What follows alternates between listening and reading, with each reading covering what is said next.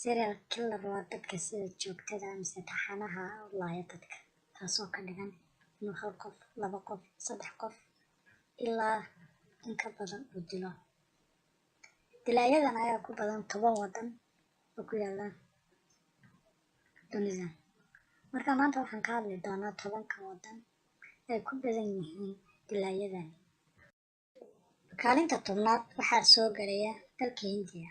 Dalkan ku yaala qaaradda Aasiya ahna kan labaad ee ugu dadka badan marka laga reebo dalka Shiinaha, ahna waddanka ugu diimaha iyo dhaqanka badan, ayaa isagoo loo qiyaasaa inuu leeyahay 65 dilaa.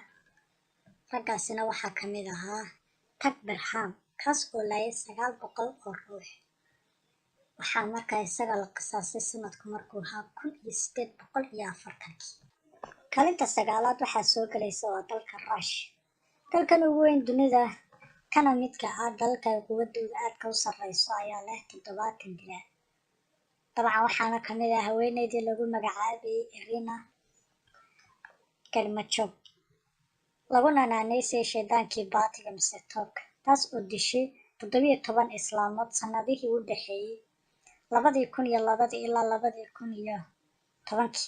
Kadib hadda waxaa lagu xukumay 20 sano oo xarig ah. Kaalinta 8aad waxaa ku jira dalka Australia. Dalkan ku yaala qaaradda Australia ayaa leh 75 dilaa. Waxaa ka mid ah John Wayne Clover, kuna magac dheer habre dile mise islaamo dile, hadba saad rabto u qaado, kaas oo 6 islaamood oo da' ah qudha ka jaray dhinaca xeebta waqooyi ee magaalada Sydney, wuxuuna naftiisa haligay mise isna isdilay 2005.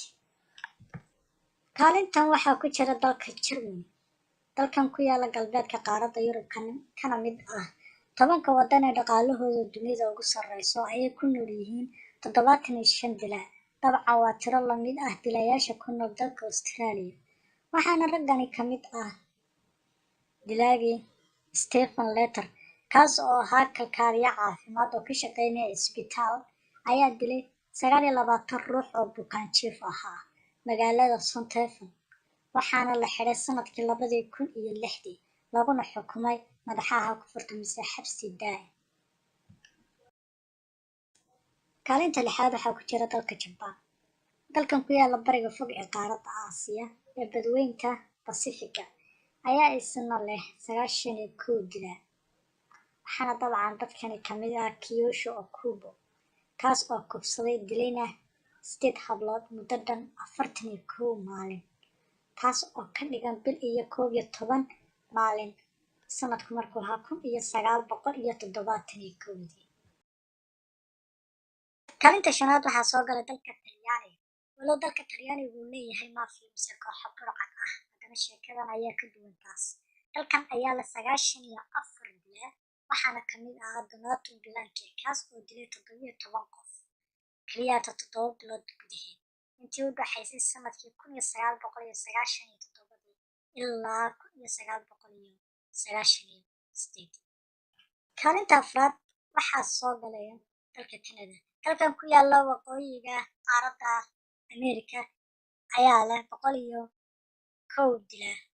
Dabcan waxaana ka mid ahaa dilaagii caanka ahaa ee sida weyne oo dhan laguna naanayso kufsadihii Khaakha, kaas oo dilay 4 dumar ah sanadihii u dhexeeyay 1968 ilaa 1971, wuxuuna ku baktiyay jeelka dhexdiisa sanadku markuu ahaa 2006.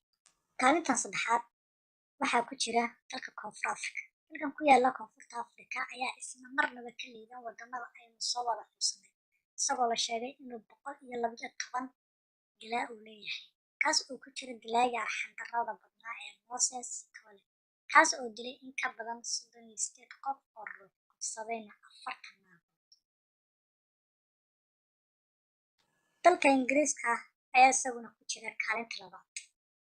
Dalkan ayaa waxaa lagu qiyaasaa inuu leeyahay 145 dilaa, kaas oo ay weliba ku jirta haweeneydii ugu dilaaga xumayd inta taariikh la hayo ee dalka Ingiriiska, taas oo lagu magacaabayay Amelia Elizabeth Dyer, taas oo dishay ku dhawaad 400 oo caruur ah qarnigii 19aad. Caruurtaas oo iyadu xanaaneynaysay mise dhaqaaleynaysay kuwaas oo ay dhaleen waalidiin aan isguursan. Xilligaasna waa waqtigii ay boqorad Victoria ay ka talinaysay dalka Ingiriiska. Maalinta koowaad waxaa soo galaysa dalka Maraykanka iyadoo lagu qiyaasay inuu dalka Maraykanka uu leeyahay 2,743 dilaal, tan oo ka dhigaysa dalka Maraykanka dalka ugu sarreeya 10 waddan. Tan ayaa lagu qiyaasay inuu 19 jeer uu ka badan yahay dalka Ingiriiska. Dilaayadan ayaa kasoo jeeda dhammaan dadka kala midabka ah ee Maraykanka, hadday noqoto dadka caddaanka ah, madowga ah, Asiaanka, Native Americanka iyo welibana dadka Hispaniga ah mise Latin Americanka mise ka imaaday Koonfurta America. Si kastaba ha ahaatee, dadka caddaanka ayaa uga badan dadka kale, kuwaas oo lagu sheegay inay boqolkiiba 50 ay ka badan yihiin kuwa kale. Inta badanna ay da'doodu u dhaxayso 33 jir ilaa iyo da'da 44.